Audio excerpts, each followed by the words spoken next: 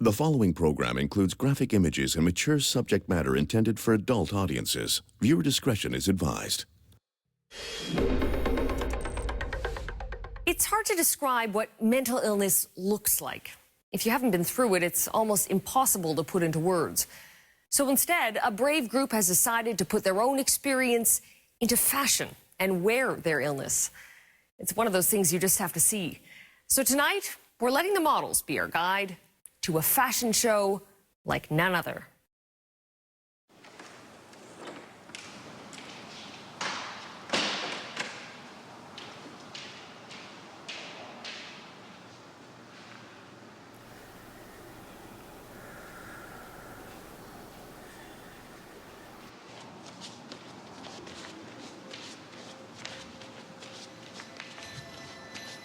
I have a very crazy, vibrant mind, so when I'm whirling, it seems to be one track. It's letting go of that, like coming back to center. My name is Janie. I used to work in the sex trade, and I've been diagnosed with borderline personality disorder.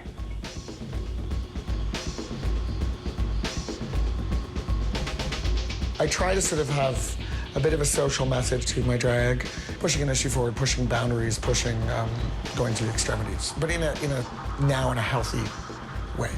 So how do I look? My name is Charlie, and I have struggled with anxiety, depression, and addiction issues. It's a great opportunity for mental health to take the center stage because it's often portrayed in a very clinical sense. This is a more playful way to explore it and to show the darker side sometimes. There's a lot of beautiful work created out of pain. My name is Annalise. I'm a designer with the Mad Couture Catwalk show, and I've been diagnosed with borderline personality disorder, depression, OCD, and bipolar disorder too.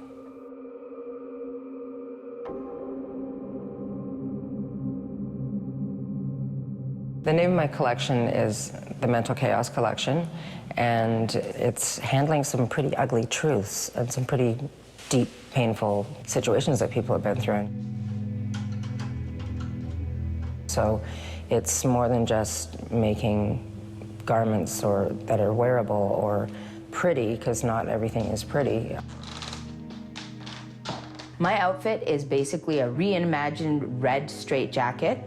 It's covered in broken acrylic mirrors that look like real mirrors. Well, the whole jacket itself is about fractured identity and how I don't know who I am or how I should present myself. I thought Janie would be perfect for it, given that she's an expert at movement and expressing herself creatively through movement and dance.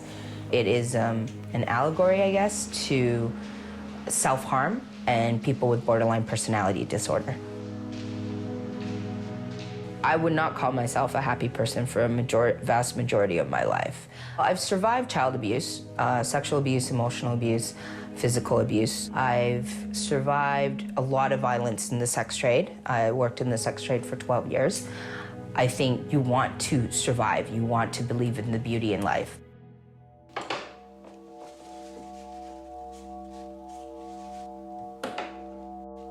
Charlie is wearing the cage because I thought Charlie would be able to just embody the outfit as well as the intent behind it. She actually molded it kind of to my body, and it's about feeling trapped in your own thoughts, not being able to get out of your own head, confined by your own mind, basically, and feeling that you can't escape. I was born and raised in Toronto, and then at the age of 14, I moved to Brantford. I finished my high school there. It was quite a culture shock for me, and I did get physically hurt and physically beaten. Of course, that leads to depression and what your self-worth is and what your safety is. I've mutilated myself probably over 3,000 times that I could remember, and usually out of anger or hatred or having issues, sometimes just to calm down.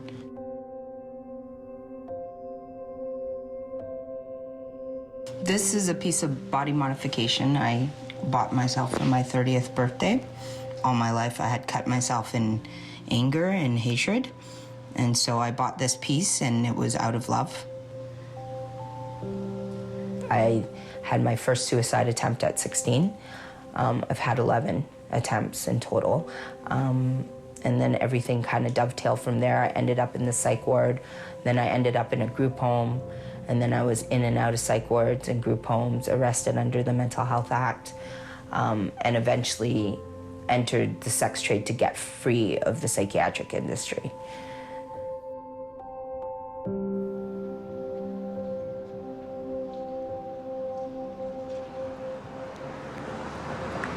I would pull dates from this corner, basically, sometimes till 6 a.m. I felt threatened a lot. I think over time what happened is I just became complacent to that sense of threat. The first one I can remember, it was pretty brutal physically. Like, he was dominant, I was submissive, and so it was like 2-hour beating. He ended the session basically asking me to put a pop can in myself, and I didn't know to say no. And so I bled for quite some time after that, like 2 weeks. I think it's not till I exited that I realized how unsafe I always feel. And even now, I still feel that way. I don't always feel safe. I just feel that I can take care of myself if things happen, and I'll do the best I can. You know, in our society nowadays, we're so obsessed with perfection that I think that's an important message, that, you know, you could be perfect, beautiful, and broken all at the same time, and there's nothing wrong with that. I think a lot of people strive for acceptance and trying to fit in, and it's pointless. All right, ladies and gentlemen, Toronto's baddest punk rock drag queen.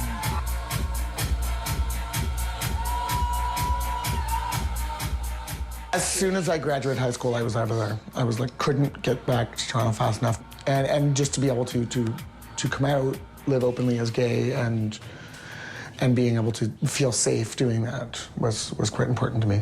And things started getting a bit dodgy around that time of just not feeling I was having a direction in my life, which led to depression, which led to risky behavior, destructive behavior, and drugs and alcohol. I had quite a problem with cocaine.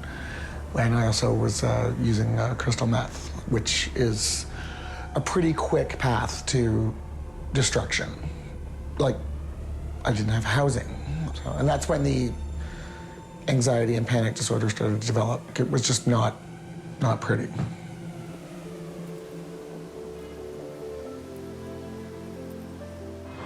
This is the Center for Addiction and Mental Health. I spent 3 weeks here for part of their rehab program in the spring of 2010.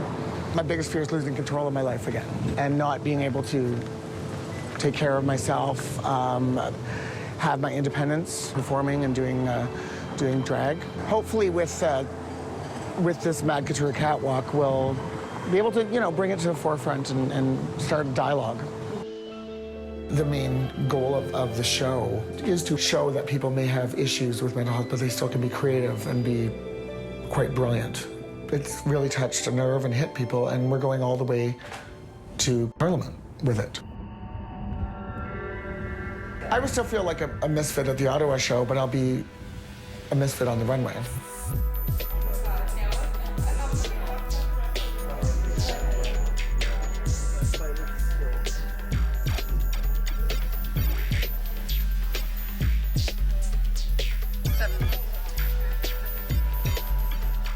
There's never been a fashion show here or a catwalk. I think creativity and mental illness are entering into a dance, and I think that's a marvelous thing, that you're somewhere where people are being creative and they are not just stigmatized by having mental illness. And I'm really glad it's here at Rideau Hall. It's a great place.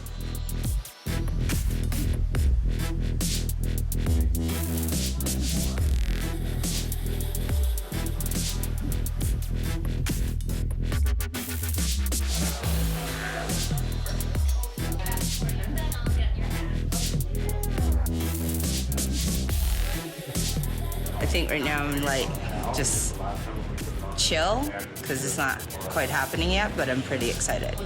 I'm excited I get to intimidate really awesome dignitaries.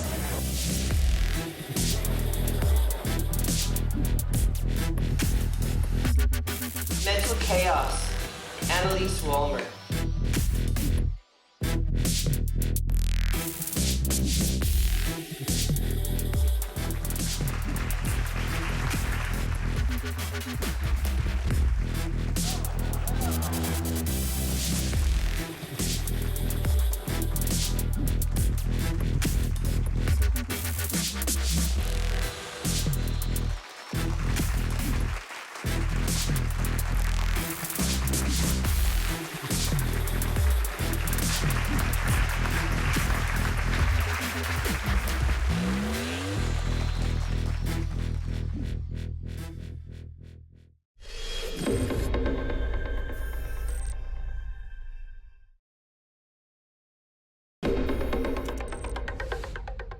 And that is our broadcast for tonight. I'm Carolyn Jarvis. From all of us here at 16 by 9, thanks for watching. We'll see you next week.